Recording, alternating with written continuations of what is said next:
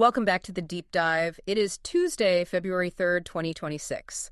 We are deep into the first quarter of the year, and today I want to try something a little ambitious. Oh, yeah. I want to try to hold two completely contradictory realities in our heads at the exact same time. We're looking at the South Bay right here, right now, and the picture is, well, it's complicated. Complicated is putting it mildly. It is a study in absolute extremes. It really is, right? Because on one side of the table, you've got the macroeconomics. We have massive aerospace capital, huge defense contracts, skyline-altering construction, efficiency at a global scale. Right. And on the other side, we have this intensely micro, deeply human story of regeneration happening in a single crumbling building in San Pedro. And usually we treat those as separate beats. You have the business section, which is all numbers and zoning, and then you have the human interest piece, which is all feelings. Totally separate. But the mission for today is to connect them.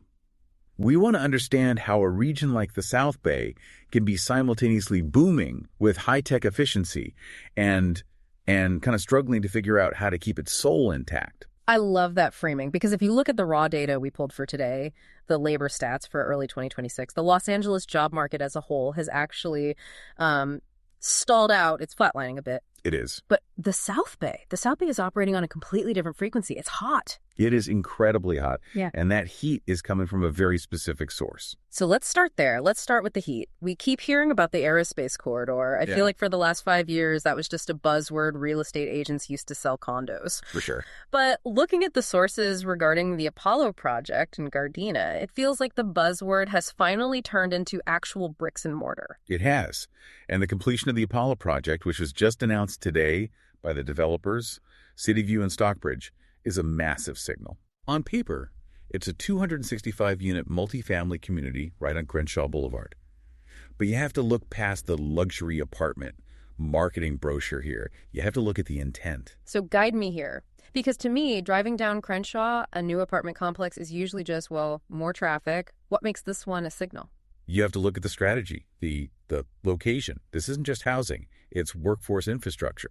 The developers have been incredibly explicit that this asset is positioned to serve the employees of SpaceX, the Ring headquarters, and the Tesla Design Center. So it's essentially a high-end dormitory for rocket scientists. In a sophisticated way, yes. But think about what that does to the geography of the South Bay.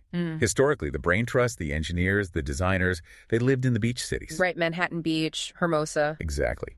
And they commuted to the industrial parks in El Segundo. Gardena was, often overlooked. Right. Gardena was where you went for the best Korean BBQ in the county. Or maybe to buy a used car. It wasn't necessarily where you put down roots if you were a high-paid tech worker. Precisely. Yeah.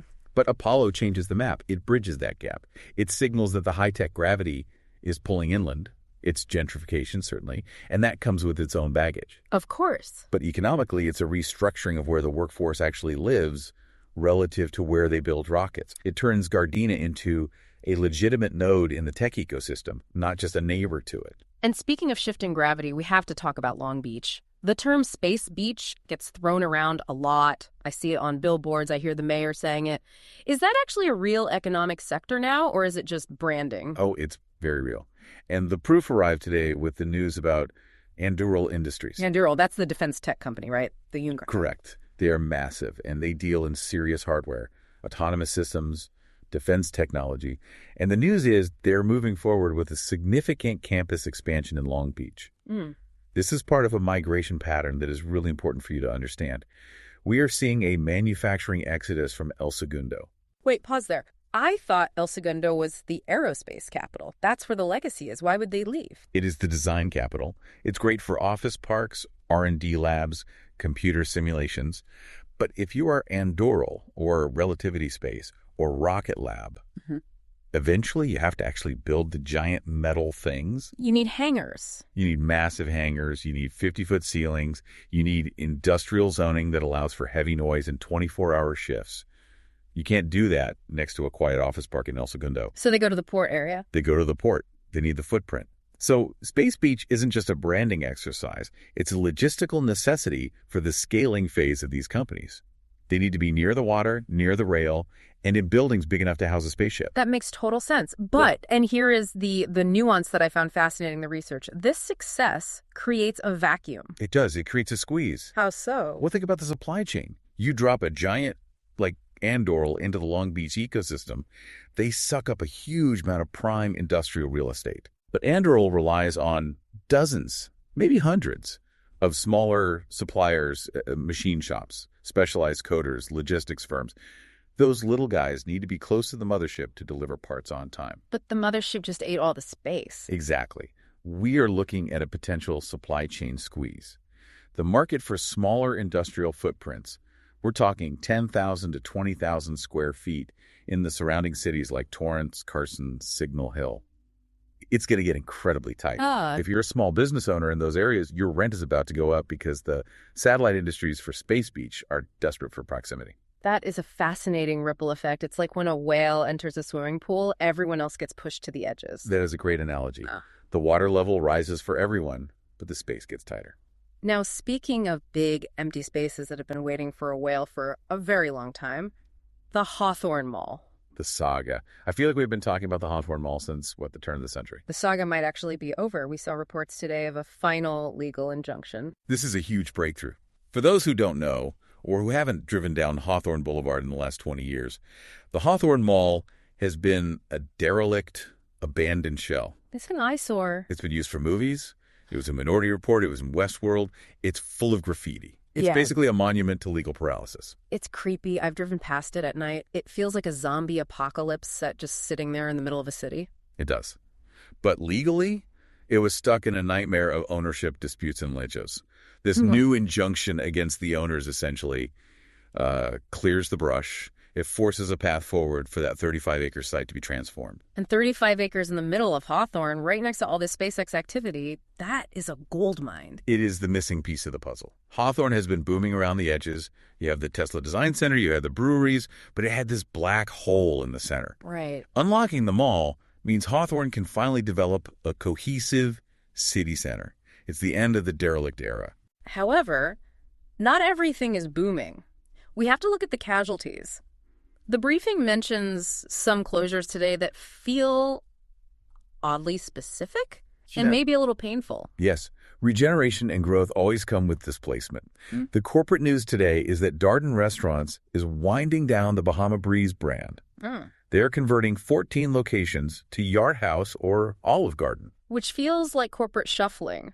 We don't want island vibes. We want breadsticks. It is, but look at the local level. The Manhattan Beach newsstand closed.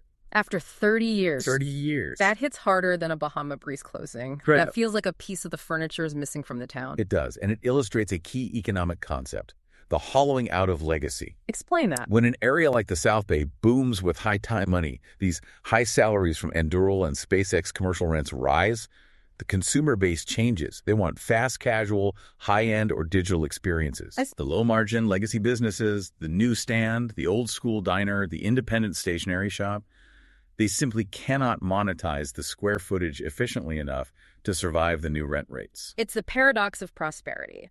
The area gets richer, but the things that made it feel like home get priced out. Exactly. It becomes cleaner, richer, and more efficient, but also more homogeneous. You trade character for convenience. Which is the perfect bridge to our second story, because if the aerospace corridor is about efficiency, scale, and the future, this next story is about the exact opposite. The polar opposite. It's about the past, it's messy, it's deeply inefficient, and it is overflowing with character. But arguably just as important for the region. Let's zoom in. We are leaving the massive hangars of Long Beach and dropping down to a single street in San Pedro, 6th Street. This is the story of Voxel Microvideo Labs. Now, before we get to what Voxel is, we have to look at the container, the building itself. This is not a shiny new build like the Apollo and Gardena. Far from it. This building is a survivor. It started life as a J.C. Penney way back in 1922. 1922. So we're talking over a century of history. Yes. And the walls have stories. There were rumors that during Prohibition, the basement was used to hide contraband. A little San Pedro speakeasy action. I can see that. Very likely. San Pedro has always been a port town with a bit of a rough edge, a bit of mystery. Sure. Then in the 80s, the building was a call center. In the 2000s, it was a dance studio. But by 2020, it had gone silent. It was just another boarded-up storefront on 6th Street, gathering dust. Enter Jennifer Wolfe and her partner, Edwin. Now, Jennifer is a therapist, and I think that detail is crucial because she didn't look at this rotting building and see a real estate asset or an ROI calculation. No. Her quote regarding the purchase is incredible. She said she viewed the building not as bricks and mortar, but as a soul that needed healing. A soul that needed healing. That is a radical departure from the highest and best use language we usually hear in development. It is. And to understand why they took on this financial nightmare, you have to understand the philosophy behind it. The project is technically called the Donn Allan Experience. Which sounds like a person, but it's a tribute, right? It's a mashup of her parents' names, Donna and Allan. And the way she categorizes them is fascinating. It really gives you insight into her worldview. She calls her mother, Donna, the lantern. I love that image. The lantern. Right. Donna was a psychologist. She taught Jennifer that empathy isn't just a soft feeling you have on the couch. It's a discipline. It's a tool. It's a light you use to guide people. It's a cardiologist who pivoted to become a venture capitalist. Wow. So he literally kept hearts beating and then figuratively kept dreams beating by funding them. The lantern in the spine. Empathy and support. It's a beautiful foundation. But philosophy doesn't fix a roof, and philosophy doesn't pass a building inspection. No, does not. And they needed a catalyst to actually sign the deed. That came with the birth of their son, Nathan. It triggered that nesting instinct, but on a community scale. They wanted to build a physical vessel for this legacy, something their son could see and touch. But then reality hit. And reading the notes on the renovation, honestly, it sounds like a horror movie for contractors. It really does. They walked in, bright-eyed, optimistic, and found 17 active leaks in the roof. 17? That's not a roof, that's a colander. And the wiring was from the 1950s, cloth-wrapped, dangerous stuff that probably shouldn't have been energized for the last 40 years. Right. And the fire sprinklers? Let me guess. They had been painted shut by a previous tenant. Oh, that's incredibly dangerous. It's a death trap. And bringing a 1922 building up to 2026 safety codes, the budget didn't just break. The source says it detonated. Detonated. I think anyone who has ever renovated even a kitchen feels a shiver at that word. And there was a moment, right? A breaking point. There was. Jennifer describes standing in the dust, hemmed in by the debris and the bills, and whispering to Edwin, "I think we made a mistake." That's the moment. That is the moment where most rational investors walk away. They cut their losses and sell the shell to a Starbucks. But they didn't. And the reason they didn't is, well, it's the kid. It's the kid. The story goes that Nathan, their son, zooms by on his little scooter. He sees him stressed. He pats a broken wall and he says, "It's okay, Mommy. I'm fixing it too." Wow. And that reframed the entire endeavor. It stopped being a construction project and started being, as you said, therapy. They realized they weren't trying to build a perfect new office. They were trying to heal the building. And this leads to a really interesting design choice, because usually when you gentrify a building, you drywall over everything. You make it look like an Apple store. Right. You erase the history to make it clean. They did the opposite. They decided to keep the scars. They left the exposed brick, the weird patches, the industrial grit. They adopted this philosophy that the building's trauma is part of its beauty. Which is very consistent for a therapist. You don't erase the patient's past, you integrate it. Incredibly consistent. It's the architectural equivalent of radical acceptance. So they saved the building, but what is it actually for? We mentioned Voxel Micro Video Labs. For the non-technical listener, what is a voxel? Technically, a voxel is a volumetric pixel. It's a unit of graphic information in 3D space. Think of it like a Lego brick in a computer game.